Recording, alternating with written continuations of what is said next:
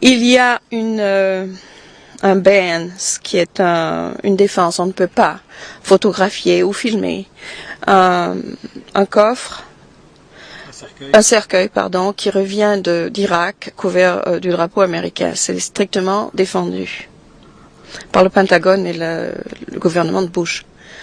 Et moi, c'est la première chose que j'ai faite. Le média était à la maison le lendemain de sa mort. Tous m'ont demandé, de télévision, radio, journaux, est-ce que vous voulez qu'on soit là pour pour le retour du corps, pour le rapatriement du corps? Et je n'ai pas répondu tout de suite. Mais le jour avant que le rapatriement se fasse, j'ai dit alors, oui, je veux que vous soyez à l'aéroport. Ils sont tous venus. Bien sûr, ça fait un scandale. Et donc le cercueil a été photographié, vous avez bravé l'interdiction de Bush. Et c'est là où j'ai commencé à mener ma guerre à moi. Depuis le 11 septembre, la peur des terroristes est diffusée, divulguée par le gouvernement. On a une sorte de gauge, comment est-ce qu'on dit ça? Baromètre. Sur l'écran de télévision qui apparaît, je me rappelle plus très bien si c'est une fois par mois maintenant. On entend dire que aujourd'hui c'est à l'orange. Ou alors c'est au vert. Au vert c'est très bien, mais si on passe à l'orange, c'est qu'il ne faut pas prendre telle route. Il est possible qu'il y ait un attentat quelque part de ce côté-là. Enfin, des choses comme ça sans arrêt. Mais je ne veux pas commencer à ouvrir les portes d'explication. Pourquoi? Il n'y a pas d'explication. Les seules explications sont le pétrole et l'eau. Parce qu'on oublie l'eau. Et l'Irak a tout ça. Vous savez ce qu'on nous a montré le jour des élections irakiennes à la télévision américaine? Toutes les lignes de voitures qui attendent pour recevoir de l'essence en Irak, parce que l'essence avait été coupée. On nous montrait ça et on nous a dit que ces lignes de voitures étaient là à attendre pour aller voter. Ok? Après ça, on nous a montré une femme que Bush a embrassée. Il a dû voir le voyage de Jordanie, je pense. Et voulait démontrer que les Irakiens étaient fous de joie des élections, de par les élections. Ouais, cette brave femme était kurde. Et elle vivait en Amérique. Et je l'ai retrouvée maintenant sur un blog.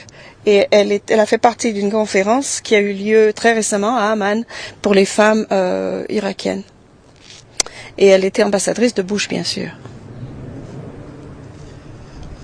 Okay. Je ne veux pas donner de nom, mais voilà. Donc l'immoralité de la guerre, de par les prétextes qui ont été inventés pour commencer la guerre, tout était faux.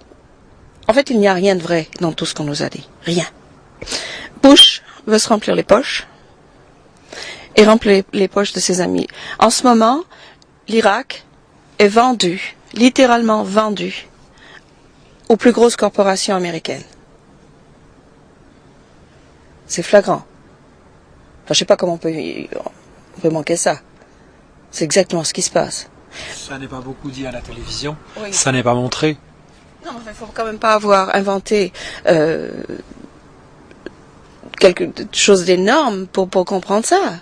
C'est exactement ce qui se passe. Les élections en Irak ont été préfabriquées, comme les élections américaines. Le peuple en Amérique n'a plus rien à dire. On essaie de parler, mais les gens ne se rendent pas compte vraiment que leur voix n'existe plus. C'est la voix de Bush. Immorale, cette guerre, elle n'a rien à faire avec septembre 11 2001. Rien. Qu'est-ce que l'Irak a à voir avec ça?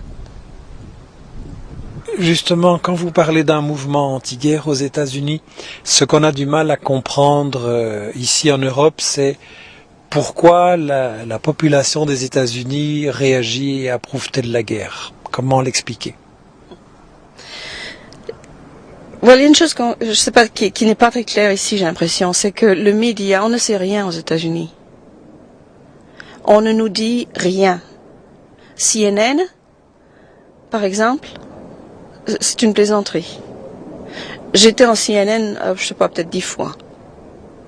Nouvelles et puis Polazan Show. Polazan a envoyé son équipe à la maison pour faire les interviews et tout ça. Très bien. Et puis elle m'a envoyé une limousine pour aller à Sacramento au studio satellite pour faire une chose en direct, ouais. Je suis venue et puis elle a eu la malheureuse idée de me demander ce que je pensais de la guerre en Irak et ce que je pensais de Bush. Ah ben je lui ai dit, mais on a coupé. L'interview, oui, tout l'interview est passé, très bien. L'histoire de mon fils, tout ça, mais quand on est venu à la guerre, well,